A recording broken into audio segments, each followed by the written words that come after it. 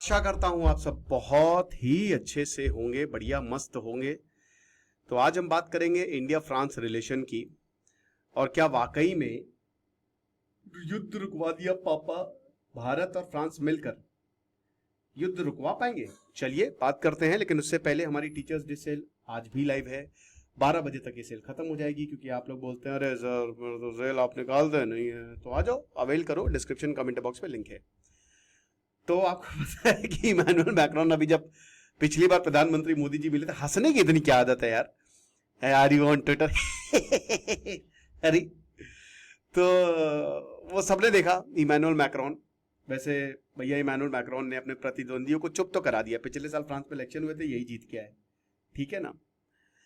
तो प्रधानमंत्री नरेंद्र मोदी जो हैं उन्होंने ये बोला कि देखो अब हम collision of the willing war को एंड करता है यूक्रेन में, और भारत ने यही बोला कि अब रेजोल्यूशन निकालो, कब तक लड़ते रहोगे यार। और सबसे बड़ी बात, मुझे लगता है कहीं नरेंद्र मोदी को peace prize, Nobel peace prize ना मिल जाए, या फिर इमैनुअल मैक्रोन को।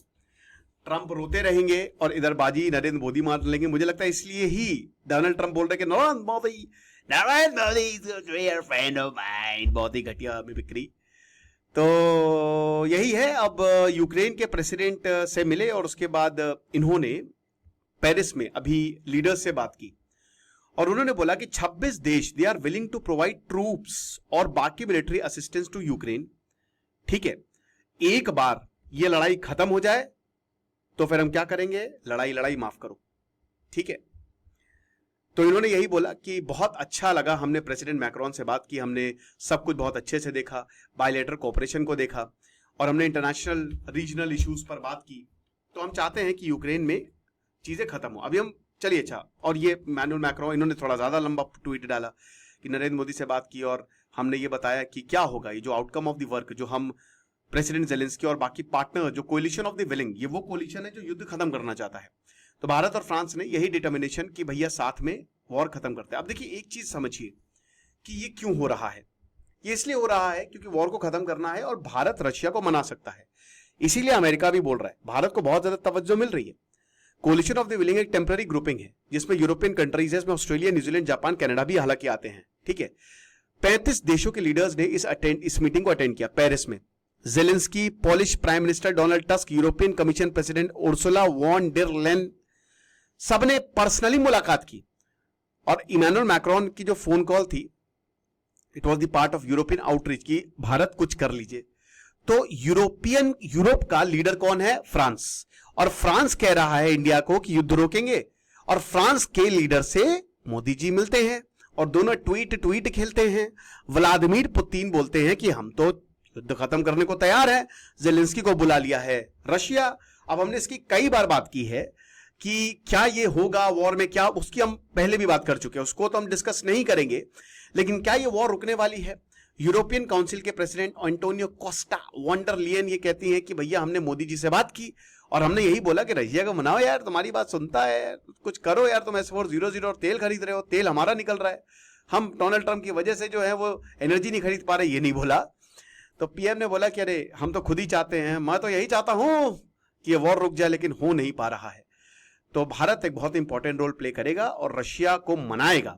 ये कोस्टा और वॉन्डर लेन ने बोला है कि एग्रेशन को खत्म करने के लिए और एक ऐसा रास्ता हम बनाएंगे जो शांति की तरफ जाता हो। तो ये सारी चीजें इन्होंने डाली, ठीक है। अच्छा, भारत का मेन तो IMEEC कॉरिडोर है, सारे यूरोपियन देश से एक ट्रेड एग्रीमेंट है जिससे हम लगभग काफी करीब पहुंच गए हैं। थोड़ा सा हम इंडिया फ्रांस के रिलेशन की भी बात कर लेते हैं। तो आपको बता दूं कि 1998 में हमने स्ट्रेटेजिक पार्टनरशिप, यानी कि फ्रांस अगर आज भारत पे युद्ध होता है या भारत पे कभी भी युद्ध होगा तो दो ही देश आएंगे बचाने, जो आपके साथ खड़े रहेंगे बिना शर्त, रशिया नहीं। अभी प्रेजेंट सिचुएशन की बात करो, एक फ्रांस है, दूसरा इजराइल है, बस यही दो देश हैं जो भारत के साथ हमेशा खड़े रहेंगे, ठीक है।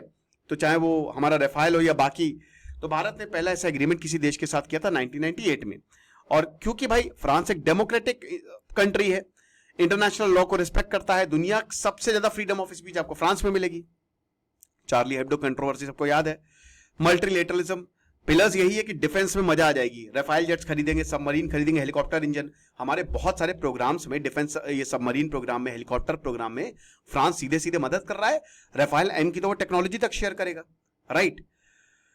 और न्यूक्लियर एनर्जी की बात, सेकेंड पॉइंट, देखिए फ्रांस में 90% जो पावर है वो न्यूक्लियर एनर्जी है, यानी कि वहां सब कुछ न्यूक्लियर एनर्जी है, पावर प्लांट से आता है ना। तो वो भारत देखिएगा, भारत भी अभी भी 70 से 80% एनर्जी जो है वो कोयले से आ रही है।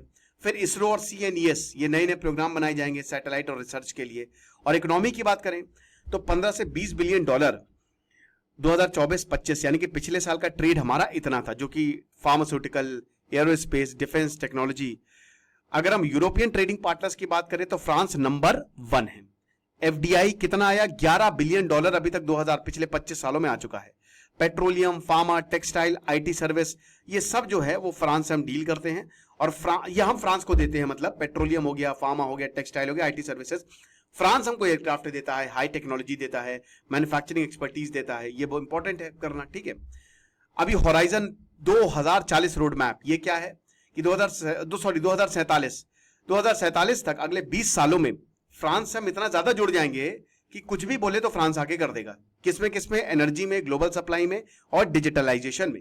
UPI की बात करें तो अब आप फ्रांस जाके भी शायद UPI कर पाओगे अभी कुछ सालों में। तो क्रॉस बॉर्डर पेमेंट जो है वो आसानी से फैसिलिटेट होगी, क्योंकि आप कहीं बाहर जाते हो ना तो ये बड़ी दिक्कत होती है। इंडियन टूरिस्ट ने भैया इस समय तबाही मचा रखी है पूरी दुनिया में। न्यू कोऑपरेशन एरिया की बात करें तो टेक्नोलॉजिकल इनोवेशन जैसे AI, cyber security, smart manufacturing. Climate change की बारे में बात करें तो हाइड्रोजन, सोलर अलायंस, भाई हमने इंटरनेशनल सोलर अलायंस सबसे पहले फ्रांस को ही बुलाया था। इंडो पैसिफिक पॉलिसी की बात करें तो इसमें भी डिजास्टर रिस्पॉन्स, कनेक्टिविटी, बाकी जो फ्रांस की भी टेरिटरी है इंडियन ओशन में, भाई हिस्टोरिकल टाइज भी रहे हैं, फ्रांस भी यहाँ पे था ही ब्रिटिश इंडिया के साथ। मिलिट्री एक्सरसाइज, शक्ति, नेवल ड्रिल्स हम करते हैं। तो हाई लेवल विजिट्स, अभी मतलब प्रधानमंत्री, प्रेसिडेंट वहां के आते जाते रहते हैं। तो इसीलिए भारत और फ्रांस के बहुत अच्छे रिश्ते हैं। तो एक्सटर्नल अफेयर मिनिस्ट्री ने यही बोला कि नरेंद्र मोदी और मैक्रोन ने बहुत अच्छे व्यूज देखे और मतलब एक्सचेंज किए, और यही था कि इस जल्दी से जल्दी वॉर को जो है वो एंड किया जाए। अब भारत ने, देखिए जब से 2022 यूक्रेन का हमला हुआ है, यूक्रेन पर हमला किया रशिया ने, भारत ने इसको कंडेम नहीं किया है क्योंकि रशिया हमारा बहुत अच्छा दोस्त है। तो प्रॉब्लम यही है कि भारत पे विश्वास किया जाए तो कैसे किया जाए। सारे यूरोपियन और अमेरिका यही बोल रहा है कि आप साइड ही नहीं ले रहे हो।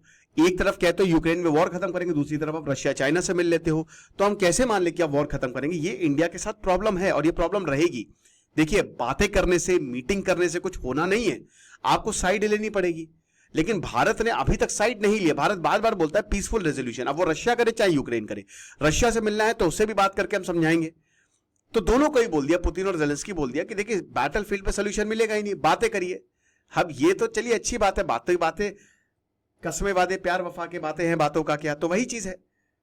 तो कस्में वादे युद्ध वफा के जो भी है ऐसा ही है आपके सामने। बात यह है कि भारत का फायदा किसमें है, हमको ये समझना पड़ेगा। पॉलिटिक्स ऐसे ही चलती है मेरे भाई, और ये जियो पॉलिटिक्स है। अनफॉर्चुनेटली इंसानियत की यहां पे कीमत रहती नहीं है। आपको अपनी ताकत से सबको झुकाना पड़ता है, और यहां पे जिसके पास लाठी उसी की भैंस, समझ रहे हो। जो ताकतवर है लोग उसके सामने झुकेंगे, जो ताकतवर नहीं है लोग उसको बुली करेंगे। ये आम, ये मतलब कॉमन लाइफ का भी, जो लाइफ होती है हमारी, उसका भी प्रिंसिपल है। पॉलिटिक्स और जियो पॉलिटिक्स सबका प्रिंसिपल है। आपको क्या लगता है मुझे कमेंट बॉक्स में बताइएगा। Thank you so much.